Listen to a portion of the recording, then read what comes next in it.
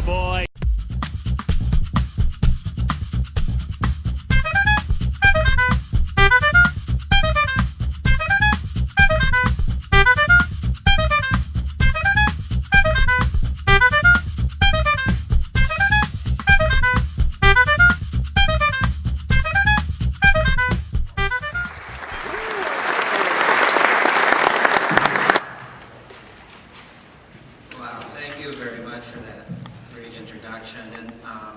I'm really honored to be here, honored to be invited here, excited to learn more about what you're doing here. It sounds to me like an amazing experiment, a social mosaic. I've sometimes questioned whether it's even possible to have anything like self-directed learning in a public school, and I would love to see that it is possible. And I think that if you can prove that it's possible, you will have done something really quite amazing here. And so I'm also honored that you're here. It's a beautiful sunny day. You could be outdoors, you could still be sleeping, you've got a day off from teaching, and here you are. I feel very honored by your presence, so thank you. The crisis is this. We for the last several decades, have been performing an experiment on our children, which has failed. For the first time in human history, we have been depriving children of freedom. We have forgotten what childhood is all about. When I was a kid, there was no homework in elementary school. Maybe once in a while we would be asked to write a poem or something and bring it in the next day. Otherwise, no homework. There was some homework in high school, but nothing like today. Nothing like today. Grades were of some importance, but they were not of all importance. We didn't really care if we got a B or a C sometimes. It wasn't so important to get all those A's. Parents weren't pushing the way they are today. There were some parents that were, I'm sure there were, but certainly none of the parents that I knew were, none of my friends' parents were. School was something we did, but it wasn't the major part of our lives. The major part of our lives was out of school, where we were in charge of our own lives and we were learning how to be adults. Because as long as there's an adult there, you can't really practice being an adult, because the adult is solving the problems for you. So over this same period of time, that children's freedom has declined. We've seen a dramatic increase in all sorts of mental disorders in childhood, and I think there's a cause-effect relationship. It's not just that we're identifying disorders that we didn't know how to look for in the past. Even by standard questionnaires that have been given in unchanged form over the decades, we can document dramatic rises in anxiety disorders, depression. So for example, the Minnesota Multiphasic Personality Inventory has been given, it includes within it a depression scale, assesses depression, which has not been changed since the late 1930s. It's been given to, and there's a version of this for adolescents. It's been given to adolescents and college students, to normative groups of them at various times in history since about 1940. And a number of researchers, independently of one another, have done analyses of these over time. And when you look at what today would be regarded as the cutoff on that scale for suspected major depression, you find that the number of kids, a number of young people, of adolescents and young adults suffering from major depression is approximately 8 times today what it was in the 1950s. And in 5 years, there's been a doubling of use of the counseling services at Boston College. He's documented that doubling. He's been there for a little bit more than 5 years. He said he suspects it probably doubled the previous 5 years. He suspects it's been increasing all along, but he's seen a doubling just in the last 5 years. And in those meetings, professors were talking about how this is impacting their teaching. Students are coming academically prepared, but they're not coming emotionally prepared, socially prepared. They're not coming prepared to fail. They're not coming prepared to take risks. They're coming believing that if they get a B, that's the end of life somehow.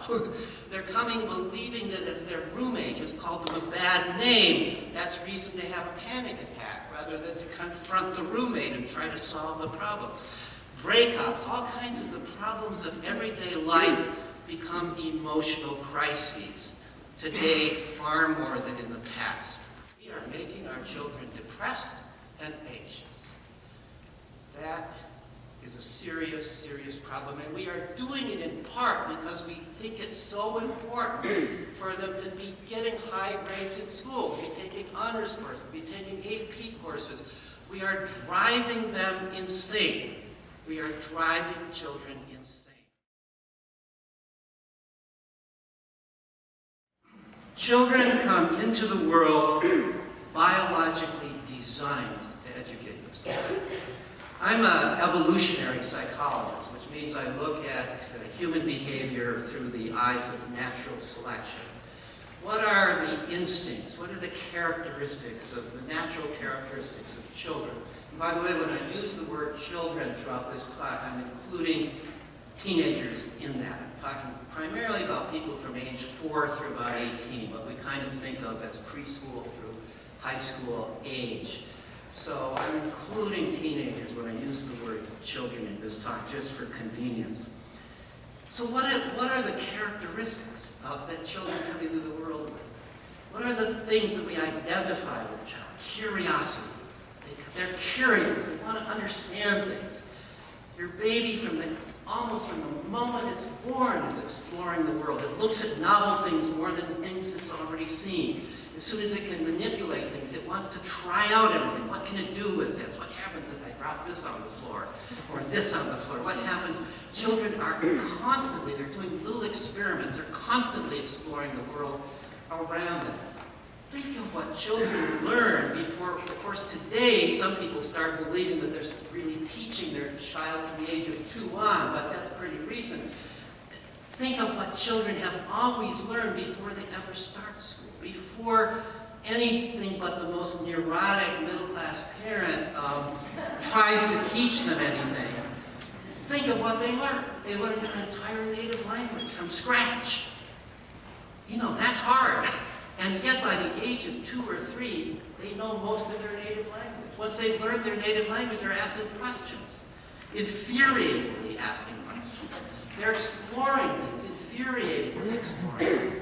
Something happens and they want to know about it. As soon as they reach a certain age, they're constantly asking questions. They are driven to understand.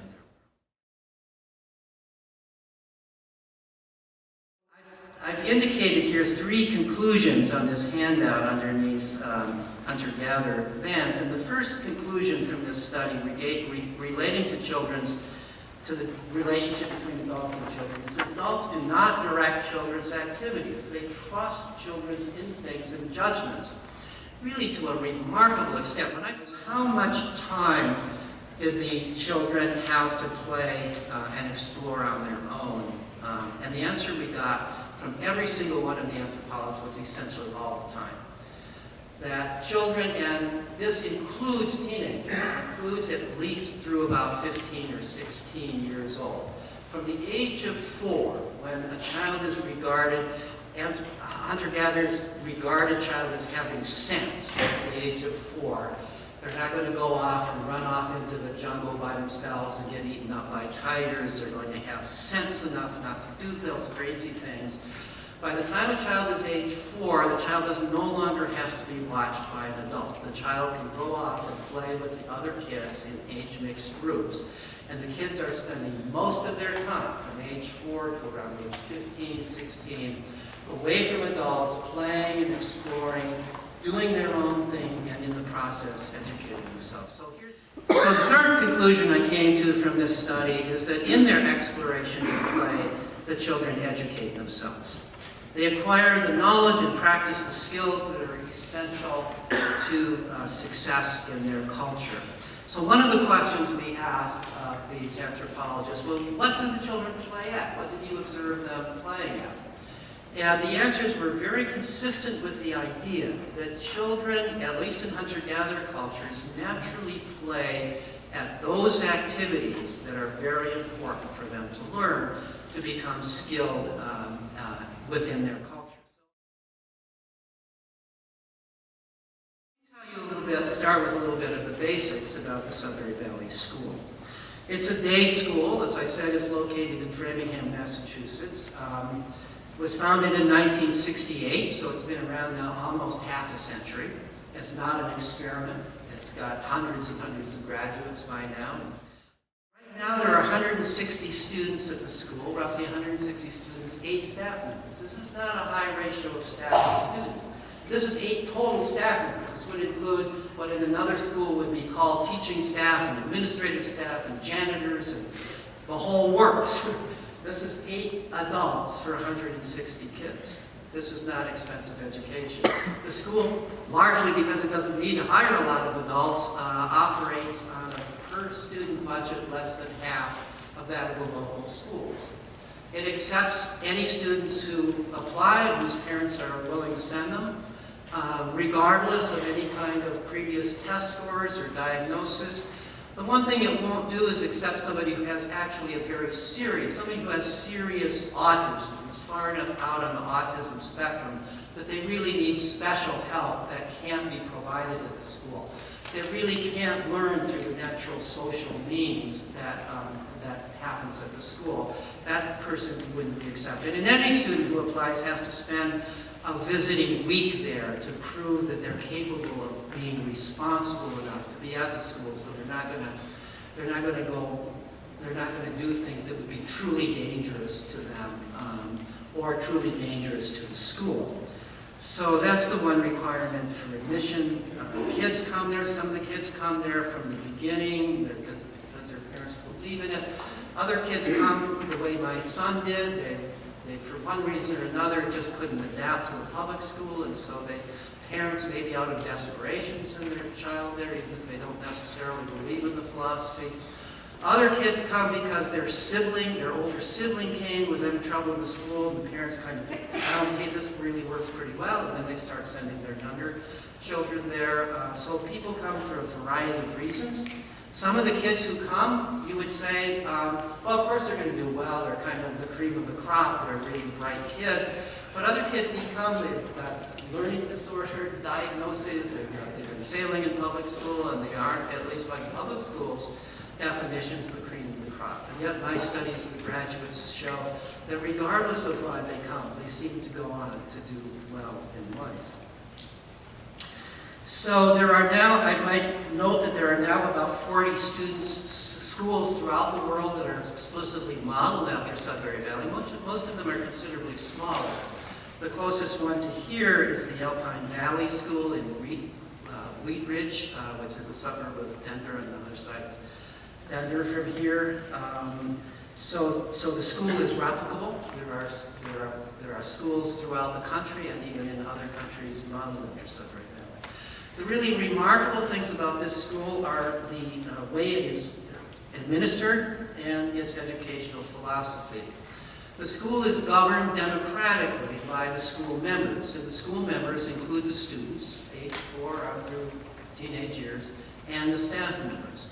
All the important decisions of the school are made at the school meeting or by people who are elected by the school meeting to make decisions, and those decisions are reviewed by the school meeting.